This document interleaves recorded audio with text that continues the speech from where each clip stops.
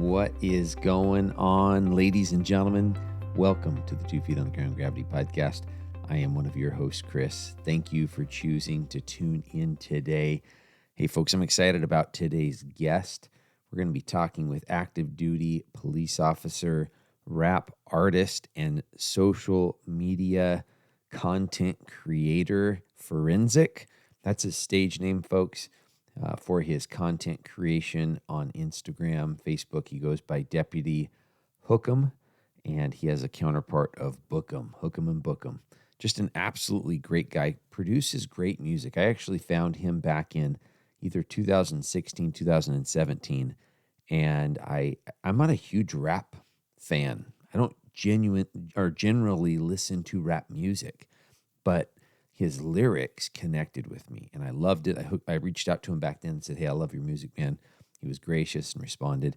And then here more recently, I thought, I need to get him on the podcast, and we had an absolutely great interview. You're going to love listening to his insights. He has some great ones that he's learned from his career as a law enforcement officer and a music artist. But before that, folks, I want to talk about Service Peace Warriors. Service Peace Warriors is a 501c3 nonprofit that's dedicated to our nation's heroes. That's right, the men and women that are returning with war-related either PTS or other injuries. Service Peace Warriors has their back. They're raising all the funds. They're training service animals and the veteran and connecting the veteran with the healing power of a service animal. It's an absolutely great organization, folks. If you haven't checked them out before, please check them out today. servicepeacewarriors.org. With that, folks, let's get into this interview with Forensic. Forensic, welcome to the Gravity Podcast. Thanks for joining me, brother. Yeah, not a problem. Happy to be here. How's your day? Early and bright and sunny here in lovely California. I like it. Like, that's what everyone thinks of when they think of California, right? Just like sunny days and beaches and stuff. Oh yeah. I love it. Hey, again, thanks for being willing to come on the podcast. I shared this before we hit record. Really enjoy your music. I'm excited for us to get into that. In case people have no clue who you are, I mean, Forensic, what kind of name is that? Parents not like this kid or something? Right. Can you just maybe share a little bit about your background? You can go all the way back to 13 when you started doing some of this stuff, wherever you want to start. Yeah. So I am a current law enforcement officer in California. I have been doing music since the age of 13, rap music specifically, as the name Forensic, actually, since I was 13. And the reason I came up with that name, a lot of people think it's because I like law enforcement and all that stuff, which is partially accurate. But when I looked into the term forensic and forensics, it's breaking it down is the root of the word is the art of debate. And I felt that rap music, specifically writing lyrics, doing music was a way to put your feelings out and how you feel about topics, debating how you feel. I felt it was kind of appropriate at that time. And I just kept using it ever since. And I also, since probably about 2015, I would say, have been involved in doing social media videos, comedy videos as Hook'em and Book'em. I'm the Hook'em side of the Hook'em and Book'em duo. DeputyHook'em. That's right. I like that. How long did it take for you guys to come up with those personas, the names for them? Not long, actually. Maybe a week or two. We were kind of toying around with stuff, and we had already made, I had already made a video. I think maybe Book'em had already made one with me, and it was just kind of low level stuff that we were just messing around, and that kind of popped into my head. And I was like, hey, it'd be really funny is if we did Hook'em and Book'em. And he was down with it, and we kind of went from there. I like it. At what point did you become a full-time police officer? In 2012. Okay. Love it. Yeah. And what were you doing before that? Were you just doing music? Did you have side jobs? What was the path that got you to being a law enforcement officer? Yeah. So, starting at obviously at the age of 13 and doing music, you have these big ambitions and dreams, right? Of, doing music professionally, going to college for audio engineering. It's a very technical, if you're not just the vocalist, music is very technical. There's a ton of things you can get involved in that you have to know about. So initially I had planned to go to college for an audio engineering degree, and I had put into a couple schools. The closest one to me, I put in Cal State Long Beach. and I did not get accepted to Cal State Long Beach, and which is surprising. I graduated with honors from high school. I had pretty good grades. I was an athlete all three seasons of school every year, and I was like, what? Like, you didn't accept me? What the hell, you know? So I kind of had to, I wouldn't say settle, but I kind of had to go to my local college and my local 4-year university. And I was like, well, they don't have an audio engineering degree. Like, what am I going to do? And the summer going into college, I actually was watching the first 48 when it first came out. And I was thinking to myself, like, wow, that'd be really cool to like arrest people for murder, like, and just tell them like you're under arrest for murder, like the TV does. And so I was like, well, I guess I got to be a cop to do that. And went into the law enforcement realm, changed my major to criminal justice, and graduated from college. And while I was in college, I joined the Explorer program for a local agency, dipped my feet into the law enforcement world, and fell in love with it instantly from the first time I set foot in the car.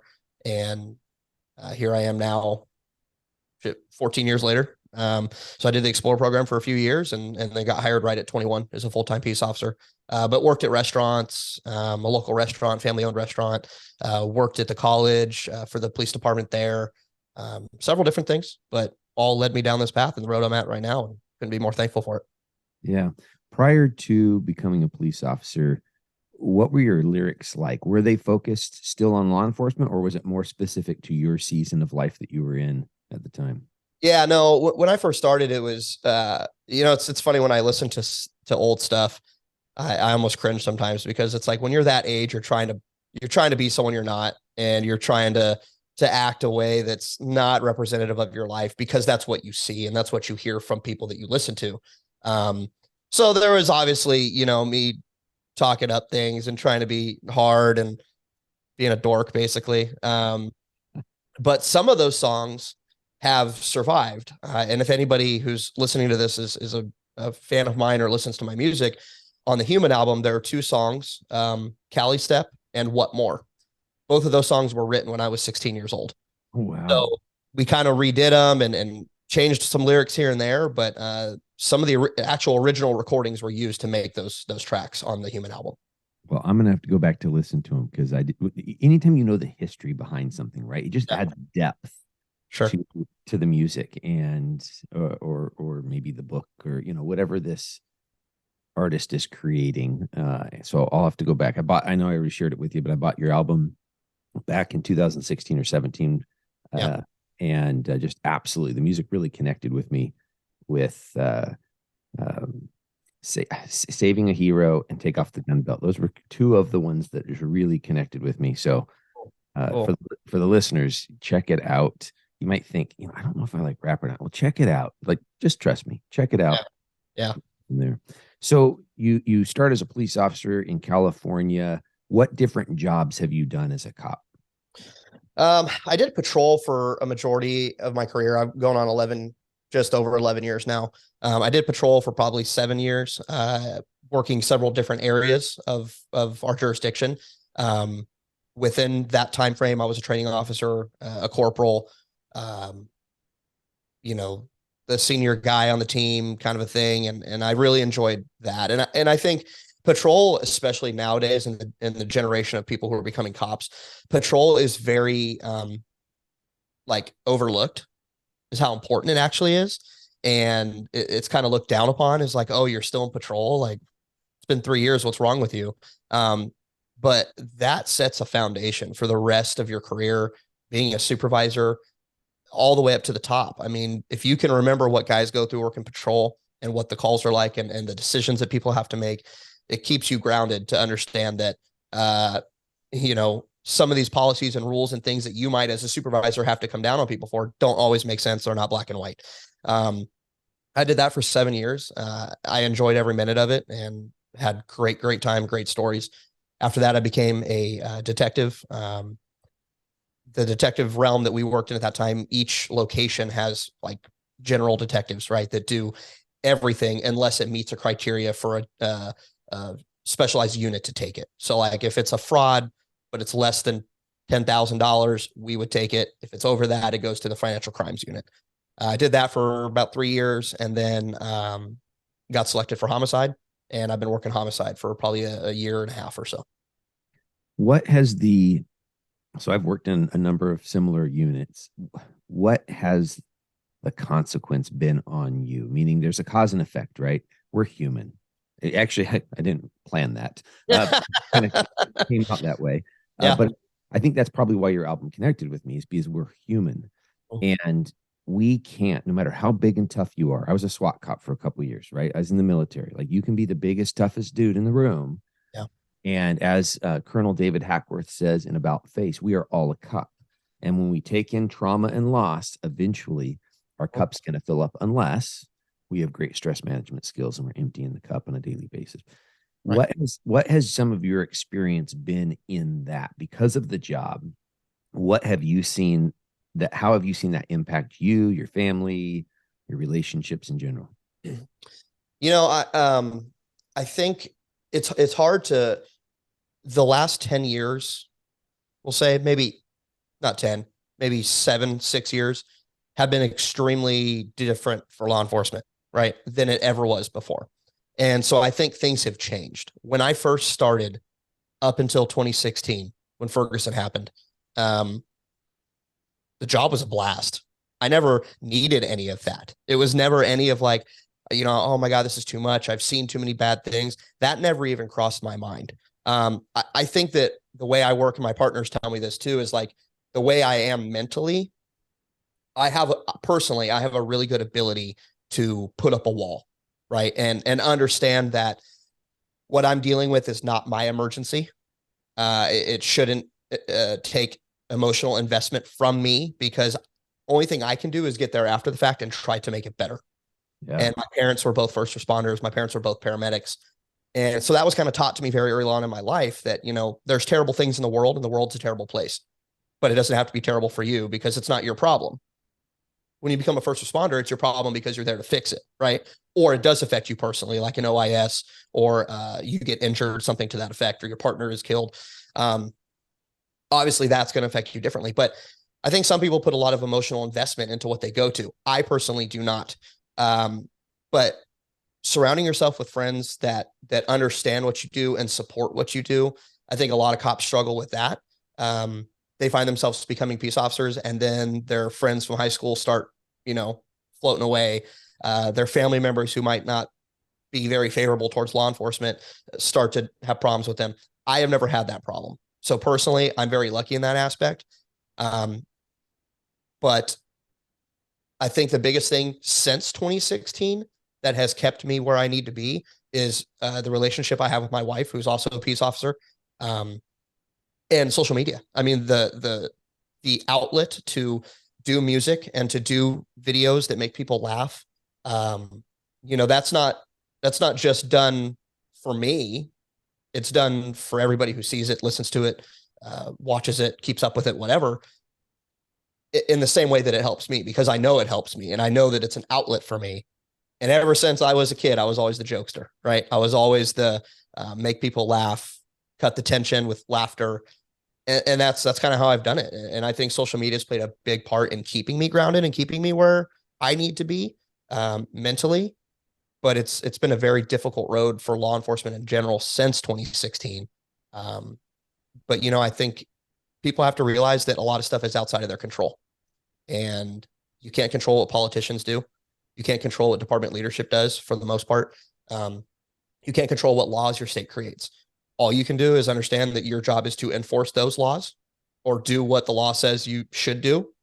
Go to work, keep everyone safe, and do what you have to do and go home, because it is a job. And the more that people put into it, that it's more than a job, it's going to wear you down more and more and more. Yes. Brother, mindset. That's what you're talking about. You're talking about your mindset going into these things, right?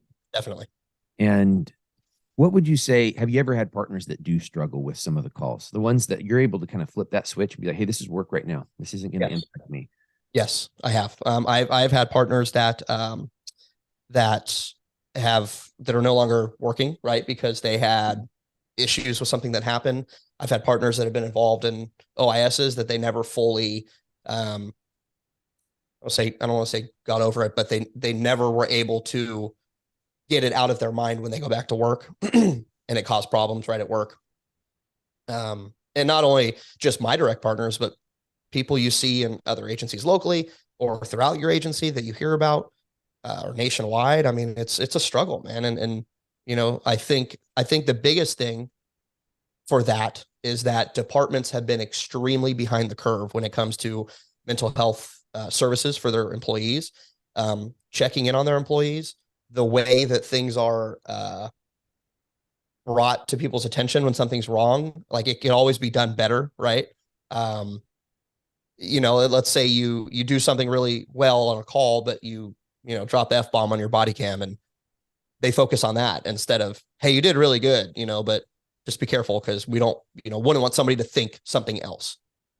It's more of, well, you can't do that, so we're going to write you up. And those cultures within law enforcement, it does not help the situation. But I think departments are starting to embrace the mental health side of things. I think departments are starting to embrace the social media side of things and connecting with not only their personnel, but with the community. And that's going to, of course, make a better relationship with their community and their cops, which makes their cops happier and better morale. I think that trend is continuing, and it has been for some years. And I'm super ecstatic about that because it's great to see. What I love about what you're saying here is, there's room at the table for both of us, right? I'll tell you that I did struggle with the calls. It was the child crimes. So when I went into detectives, I was a persons crime detective. And at my agency, there's persons and property. So, it was kidnapping, murder, all that kind of stuff. But it doesn't happen a lot in my jurisdiction typically, right? Our greater area is about 250,000. We have 6 law enforcement agencies that cover the area, depending on the city or county. So what was I doing all the time? Child crimes. That was my Monday through Friday, right? And then every once in a while you'd get a kidnapping. You're like, oh yeah, this is good stuff. It's not good stuff. It's bad that someone got kidnapped. Let me clarify there. But that just weighed on me, dude. Like, I had little kids at the time. Yeah, it just rocked my world, and I wasn't anticipating it. And I'm a 3rd-generation cop, so it's like, and I read the books, and I was on our peer support team, right? I had all these things going. I had non-law enforcement friends, right, to help me stay balanced, and it still impacted me. But I like everything you said, because some folks aren't going to be impacted by it. Some folks just have this natural ability to process trauma and stress of other people and not take it on vicariously. And other people you're going to catch it. It just is what it is. It's okay. But if they even someone who is affected by it, if they listen to some of the things that you're doing, humor, right?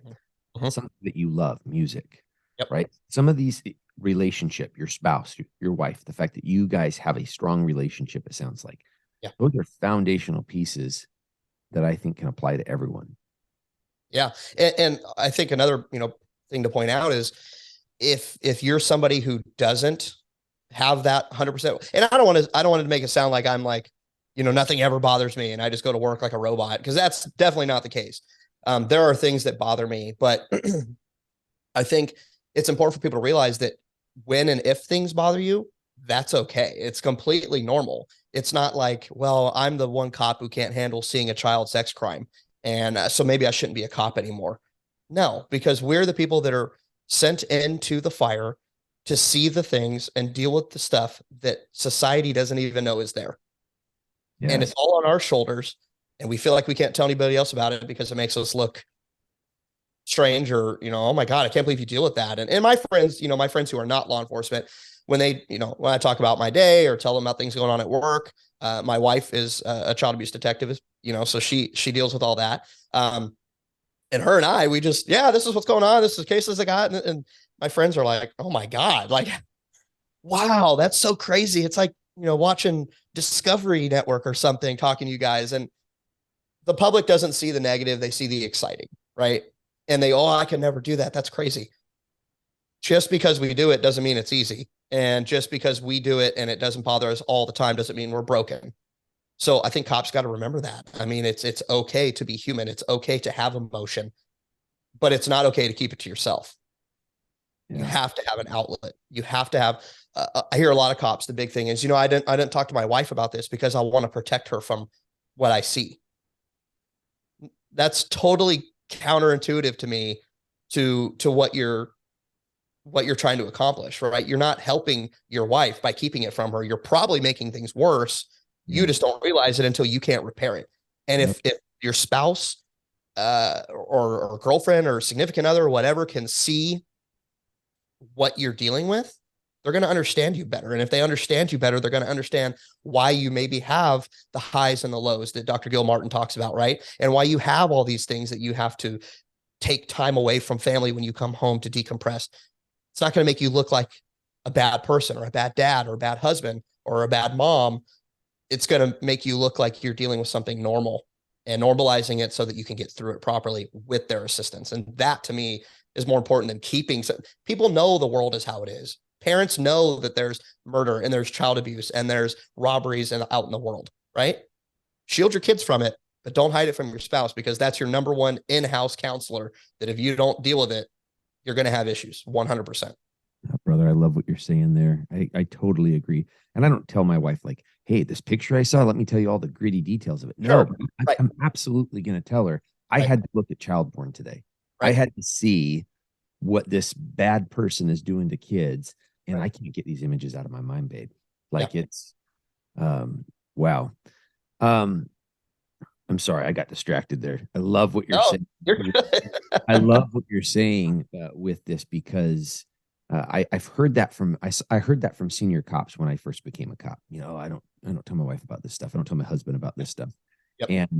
And I was like, I think I'm gonna tell my wife. Like I think she needs to know about what's going on, because I did feel like a bad dad when I was a child crime detective, and it wasn't just that period. It kind of extended a little bit longer, but really I started to struggle.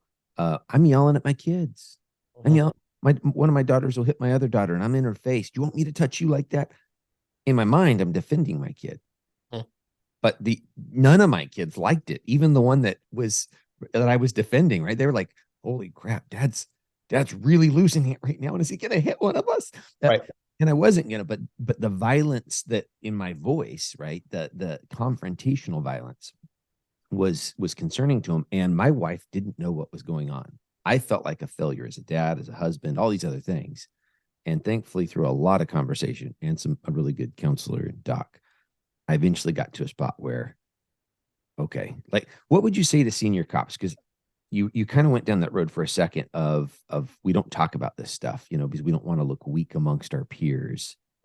The senior cops that you and I have been on for about the same amount of time. For the senior cops, what would you say to them? How can we lead the way in changing our cultures? Well, you know, when I was a training officer, I took a lot of pride in not only setting up my trainees for success as cops, but as people who are cops, right? Seeing the two sides of the coin. One side is you need to do this job accurately, safely, and to the best that we can while at work. But you also need to handle things properly while you're at home, because it's going to keep problems from spilling over into work, right? And I think the number one thing that I did with them was I was upfront about things and dropping the tough persona. Look, when you have the experience and you've seen things and you've been around and you've done it all, right, as a senior cop, you not setting people up for success or understanding what they're going to experience throughout their career is a disservice. And if you're a training officer, that is your job, right? Is to train them. That doesn't just mean this is how you take this report. This is, you know, when you drive code 3, this is how you handcuff somebody like this. That's not what it means. It's setting up a good employee, a healthy employee, someone who's going to be there with longevity, with the tools. You have to give them the tools, and that doesn't only apply to work. You know, I think that to me is like, it's like being like a loan officer for a mortgage company and somebody getting a loan for their first time and you not explaining how things work. You just go, yep, you just got to make this payment, make it on time. Good luck. And not explaining what happens if you don't. What happens if you have issues? Who can you contact if you have issues? If there's something where you can't make a payment, this is who you reach out to, and they can assist you and set up different plans and work with you to keep you from losing your house. It's the same exact thing, right? Give them the tools, show them what can happen, check on them, make sure it's okay. I had tons of conversations with trainees. We'd have something really difficult and we would leave and I would check in on them. Are you good? Are you okay? Is there anything you want to talk about? Like it's cool, you know, like why don't you go home an hour early or so, and let's come back tomorrow, regroup. We'll see where we're at. I would like to think that they saw that and they appreciated it.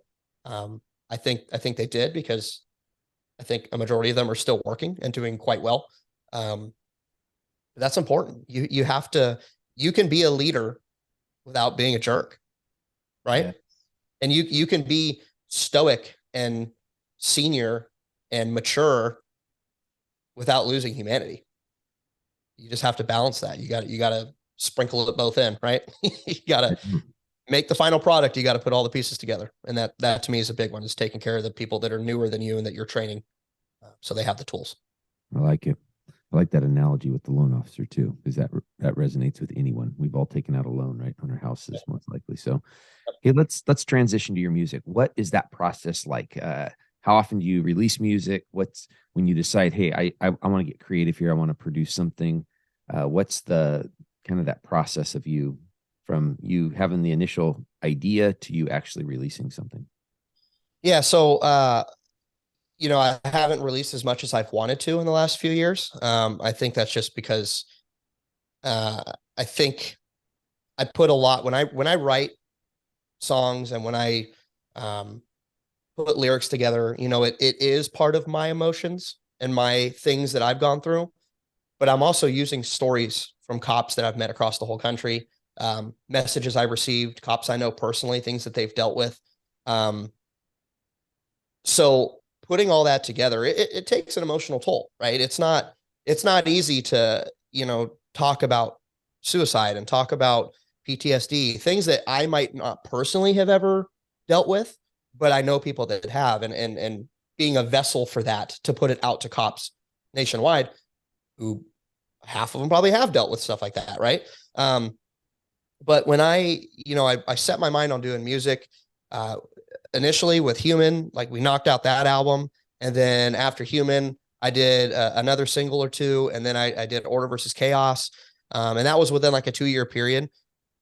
But that period of time was very, a lot of turmoil in law enforcement. And I think I just got burnt out. And I think I realized like I need to focus on me instead of focusing on trying to put out a product for other people right now. Because the product that I already had put out was there and it's still relevant. It still resonates, right? So I took a little bit of time, slowly write, but basically, I'll dedicate time and I'll just get in a mood. I'll scroll through instrumentals of music from producers. There's services where you can buy music from producers and stuff. And I'll scroll through and I'll find something that I like, and I just start writing. I have a notebook with all my stuff in it, and I might work on half of a song. I might work on half of a verse. I might write a whole song in one session. It really depends on the mood. And then I have a recording engineer, producer. He's a jack of all trades. He does everything here locally to me, and he is a huge supporter of my music, and he knows how important it is. And to be honest, the amount of reach it's had, he's stoked about that, because as an audio engineer or a producer or a project manager for music, whatever it is that you're doing, to see it be listened to millions of times, that's huge. So he's all about it, loves what it stands for. It's totally made him see a different side of law enforcement that he never knew was there. So him and I work exclusively together. There's no one else that touches my music. There's no one else I would have touch my music. And we put it down, and he does what he does. And basically I'll go in, I'll record the audio, and then he'll do his magic behind the scenes and, trim things and help levels and do all the stuff that needs to be done. I might come in and do a couple little touch-ups of stuff, and then we'll get it produced and get it out. My last song, Behind These Eyes, was the first song that I've released since I think 2020. So I try to keep like 2 years between every bit of new music, but I would rather do a full album every time, which the plan is to do another full-length album. I just wanted to get this single Behind These Eyes out recently and let people know I was still at the door knocking. I enjoyed listening to it. I hadn't listened to it before this morning. I had seen you publicizing it here probably about a month and a half ago, and I really enjoyed it. Hey, I love what you said there. What I heard was boundaries. And I hope the listeners picked up on that, because there's times we have to set boundaries in life. And you were in a season where you were going to stop producing for a little bit, right? Because of everything that was going on. And I think that's important for us to be able to tell people no. I mean, It contributes towards my health when I recognize, hey, I'm overextending myself. I need Right. to sit there and focus on me, my family right now, and the rest of this stuff can figure itself out. Hey, are you directly connected to Relentless Defender, or because I know Human, that's where you can buy that humanized shirt. I actually Yep. was going to wear mine this morning, and I was, where is it? And it's in the dirty clothes. I wore it at the beginning of the week before I got it. That's fine. I appreciate that. Yeah. So, I'm wearing one of their sweatshirts right now. Yeah. Relentless Defender, Aaron Slater, Relentless Defender, probably in the top 10 humans that I've ever met in my life. Um, the things that Relentless Defender and the Relentless Defender Foundation have and are doing for law enforcement is untouched, in my opinion.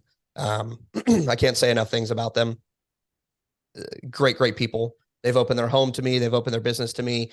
They've worked with me to make projects come true. I mean, Aaron, even when it came to Order versus Chaos and ordering actual hard copies of the CD, he was like, "I got you. I'll pay for it, and we'll sell them through our site." I mean, the dude is a gem in the law enforcement world for sure. Now, is he? I don't know him. I originally followed the Humanizing the Badge pages, and then I just realized this morning that that's no more. And then I found it pretty much parked with Yes. Project Humanize. Is it Project Humanize on Relentless Defender? Yes. Okay. Yeah. Is he a cop? Like, what's his why? Why Yeah. is he connected with? Yeah. He's a retired cop. I think he retired as a lieutenant in Texas, in South Texas. And but he essentially, I mean, his story is phenomenal. He, you know, one day realized that he needed to support his family better, and he needed to do something different. And he started drawing T-shirts, and um, they sold like crazy, and it morphed into this gigantic company in the law enforcement world that he does phenomenal stuff. He is tells you how it is. He's a no bullshit dude. Um, Typical Texas cop, I think. you know, um, but yeah, he's been a supporter of. I remember the first time I met him, and he was just he's the guy that never his energy never stops. At least when you're around him in this realm, right? He always has an idea. He always has a solution. He always has the path to move forward. It's absolutely refreshing to be around him and his family and his employees and his company. Um, but he very early on was very supportive of us, of Officer Daniels, of Mike the cop, um, and Officer AJ Onos the Popo. We met very early on, and we had the humanizing the badge thing kind of going on, right? And Officer Mike the cop, was very big with humanizing the badge. He was one of the people that created that, brought me and Book'em in when we kind of started. Over time, those missions kind of merged, right? And it kind of got to the point where it didn't make sense to keep things separate when we knew that Aaron had the machine to keep it going. Yeah. And that's why you see them linked together now, because I think that what Humanizing the Badge and Project Human was standing for is going to be completely blown out of the water with what Relentless Defender can do with the following in the platform. And that's why that we had them merged. Man, surround ourselves with people like Aaron, right? Mm-hmm. Like, I've gotten to that point in my life, and that in my free time, I get to choose who I'm around, right? Like, Yeah. Yeah. and my wife and I, we call it life giving and life sucking relationships. And I really enjoy. Now I'm all about, like, there's folks in the past that haven't been life giving to me, but I really see it as me being able to support them, going through a tough time in life or whatever. But I love those life giving relationships where when I walk away from them, I'm just like, man, I like that guy. I like that gal, right? I'm just, oh my gosh. Yeah. So let's talk about Hook'em and Book'em. What does that look like for you? How often are you trying to produce content on social media? Obviously, humor, you said, is kind of your aim. Hey, let's laugh at ourselves. Let's laugh at the world and enjoy Right. things. Yeah. It's been quite a while since we've put out any Hook'em and Book'em videos. And I think a lot of that is just um, I think when you start something, right, the project, I'm sure you've seen this with your podcast and with your career, when you start something, the end product is never what you started with, right? And along the path, you always find a reason for something or a better way to do it or the actual goal of what you wanted to do. Um, I think that society has changed a lot since we started doing those videos. Um, Things used to be very positive online when it came to that.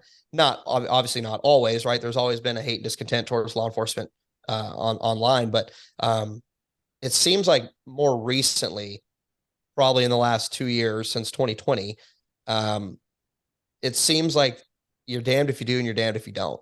And at what point are you putting content out there that's fueling a fire that's burning you?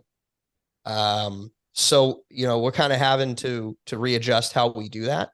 I'll put up funny posts here and there, or memes, or pictures that I think are funny or whatever. Maybe a video here or there. It's been a while since we've done one, but I think it's just reevaluate the mission, and that's kind of where we're at. We're reevaluating the mission. Of course, we know that cops like it, right? But we also have to worry about what we're doing to the image of law enforcement. And I think with things like like TikTok, TikTok has created a bitter taste in a lot of people's mouth, because I think there's a lot of cops who get on there in their department uniforms,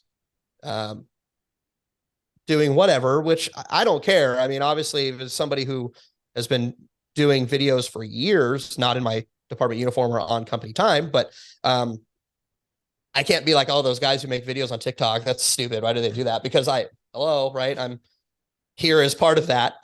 But there's a way to do it. And I think that some people, the things that they're doing is like, it's making cops look dumb in a way, right? And so again, with the humor stuff, we have to evaluate that. We have to understand where are we at with what content we're making and what is it doing and what's the perception. And right now, I think it's a big mountain to climb to have a good perception with those kind of videos. So my page over the years has kind of transitioned more to law enforcement support, law enforcement advocate,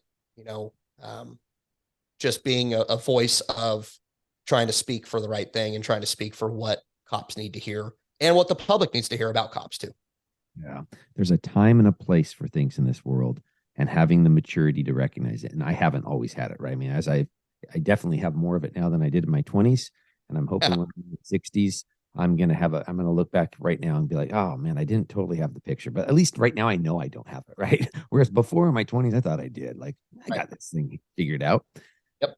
You talked about the close relationship with your wife. I think the family unit, at least for me, is my home base. During police protests and COVID, my wife, she wanted our home to be safe for me, to the point that she would unfriend family. Like, if you're going to say something negative about the police, you're not welcome in my home, and I'm going to unfriend you on social media. Like, just shut up. Like, I'm not going to put up with that. And I actually didn't do that as much. Like, I mean, I was wanting to, well, I want to hear other people's perspectives, and, I don't want to be closed off to, the other side, so that I can, demonstrate some empathy. But I do appreciate my wife for having that hard line that you're not going to criticize my husband for just existing. You're not going to criticize my husband for choosing to put on a uniform and serve our community. What has been the recipe for success for you and your wife? I think my wife is very similar. My wife is a firecracker. I mean, she is a very strong woman. She's strong-willed and hard-headed, and I mean, in a loving way. 100%, 100%. And she and I vent very well together about things. She also had done a little bit of the social media stuff as deputy misdemeanor, right? And her number one mission is to support me, and my number one mission is to support her and in our careers. And we've never gotten into the one-upping each other, which is, I think, very common in cop relationships sometimes, and that's a problem.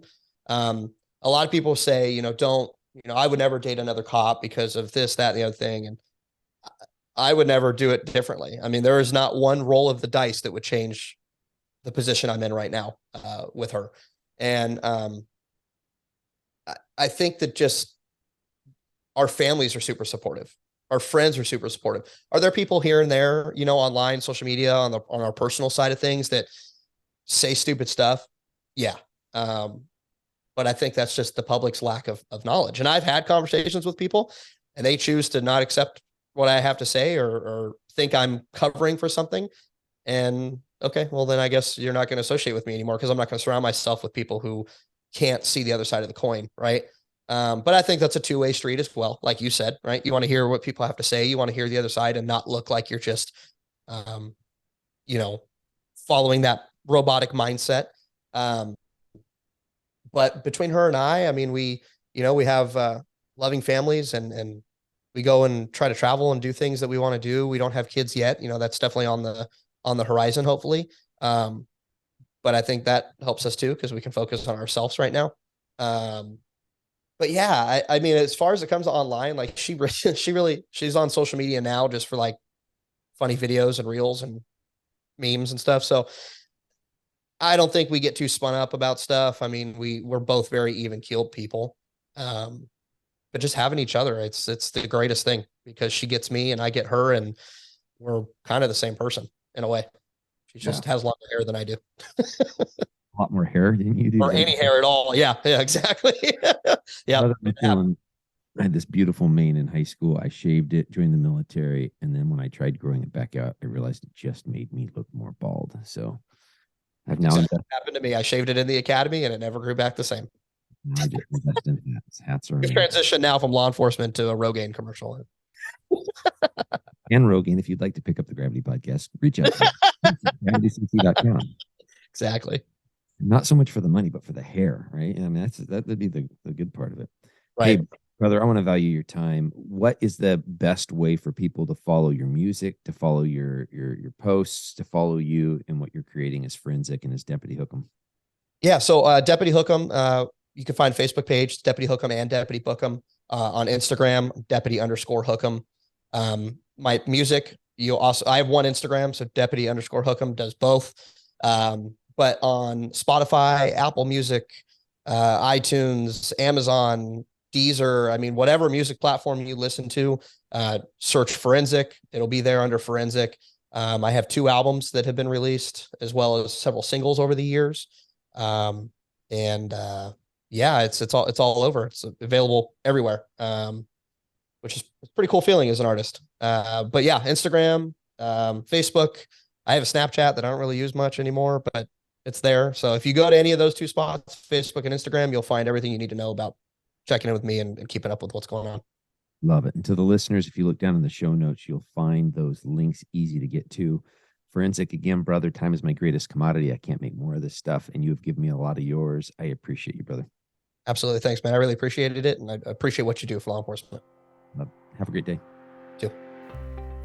Wow, folks, what did you think of Forensic's perspectives in life? I loved hearing how him and his wife stay grounded in this world that is full of noise and chaos. And with both of them being first responders, I think it's remarkable what they have going on. Hey, Jaimie and I want to hear from you. How are we doing here on the podcast?